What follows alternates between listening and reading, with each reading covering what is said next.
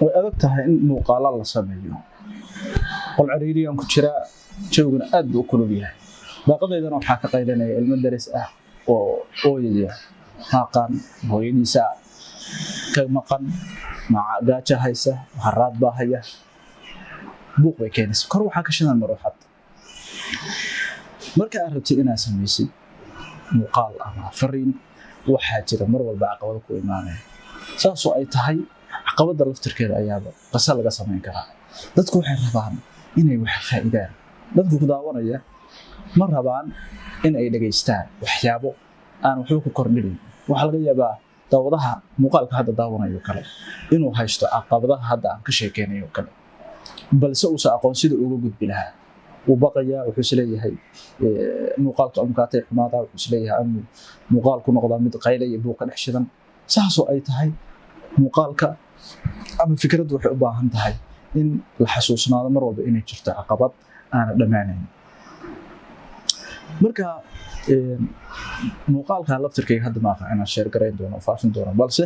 waxa huba waxa weeye in aan is-eri aan doortay in aan duubo meel caqabad jirto dhidid baa iga socda korontadiina waa tagtay oo jeeda korontadiina waa tagtay oo soo noqotay soo jeedid sidaas qofka rabo inuu wax sameeyo caqabaduhu saas isu daba saaran sida aad boqolkiiba boqol maaha ama sida aan jeclahay inuu noqdo ma waxba ka dhiman waxaan dareemayaa khaawi inuu jiro oo dareemaya maruuxada buuqeeda inaan maqli doonto laakiin se ogow inuu mar kasta aad muuqaal daawanaysid ama jid ha lagu soo duubo dadka su'aalaha la weydiiyo ama sidaan oo kale qol lagu rakibto camera iyo microphone mar walba waxaa jira caqabad la socota dadaalka aad samaynaysid marka saasoo ay tahay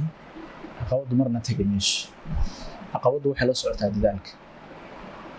wax isku day dhanka kale caqabadu goolba goolku ka weyn yahay oo ka saameyn badan yahay oo ka nuxur badan yahay oo ka macno ballaaran yahay oo ka caqabado badan yahay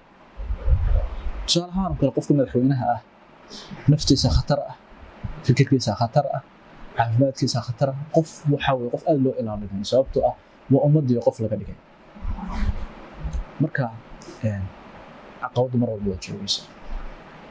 inta hadafkaagu la egyahay caqabadaadu la egto ha ka baqin in aad caqabadaha ay ka hor istaagaan yoolashaada isku dayo korontadu ha kaa tagto dhidid ha kaa socdo darasku ha laga dhex qayliyo do it now bro isku day wax ha u istaagin caqabad dees fudanya